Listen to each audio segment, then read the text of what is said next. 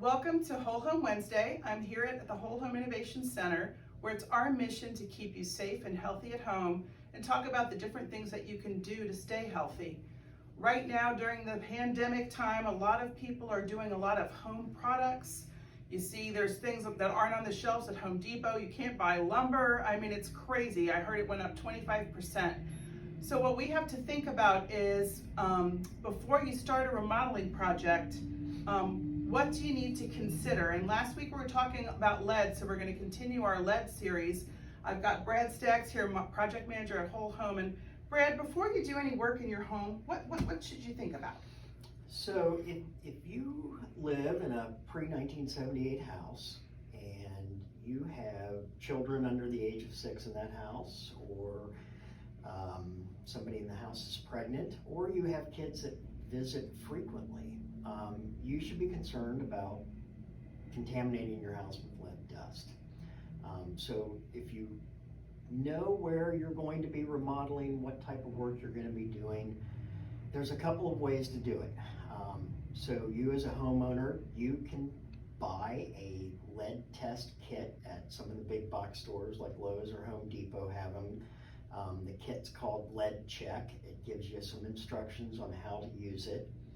So they're relatively easy to use, but they're not great on all surfaces.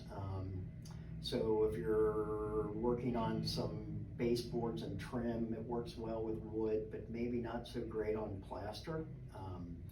So those are some things to think about with those. Alternatively, you can hire a lead risk assessor to come into the house. He will come and do either a full risk assessment of your entire house, or he can do what's called just a paint inspection, and he will just test those areas that you're asking to be tested. And he's using an XRF gun, which is the best way to find out if you have lead or not, and it works on almost all the surfaces.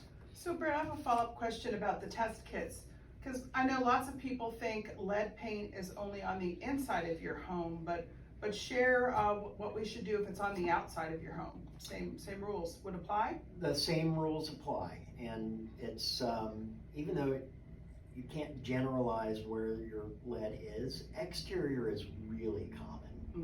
Just because it was a more durable paint, so they would put it on the outside of houses. But you need to follow the same precautions, whether it's inside or outside. Are there any spots in general that lead paint, lead dust, lots of homes, right, they've been painted and cleaned and taken care of it over the past 100 years, some of them here in Cincinnati. Are there common areas where lead is found? So common areas are windows, door thresholds. Those are kind of the top areas that we see. But once again, you can't tell lead paint just by looking at it. So you always have to assume, if you're in a pre-1978 house and it is a painted surface, you need to assume that it's lead. So Brad, if I don't do the test and I'm just going to assume that lead paint is present, how would I change my work practices? So there are some good guidelines that the EPA gives out.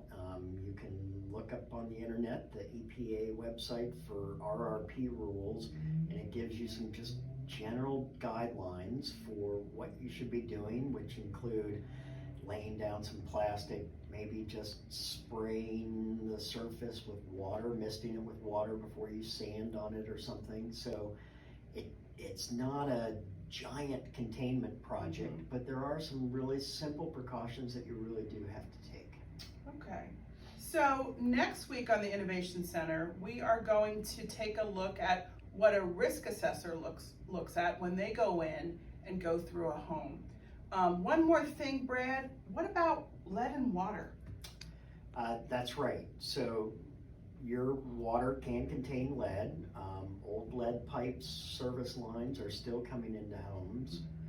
And that is something, if you live in Cincinnati, you can call Cincinnati Water Works and they will send you the kit to take a sample and give it back to them, and they'll let you know.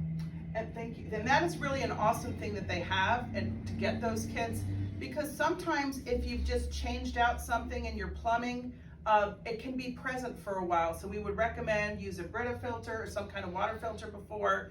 But next week we're gonna go through the assessment. And then the following weeks, I think Brad can share with you how to set up a safe containment space before you begin work. So thank you so much, Brad. We'll see you next week on Whole Home Wednesdays. And if you are income eligible, PwC may have a program that you can apply for to get lead remediated in your home or to minimize it. So give us a call at 482-5100 and ask about the lead program if you have any questions. Thank you.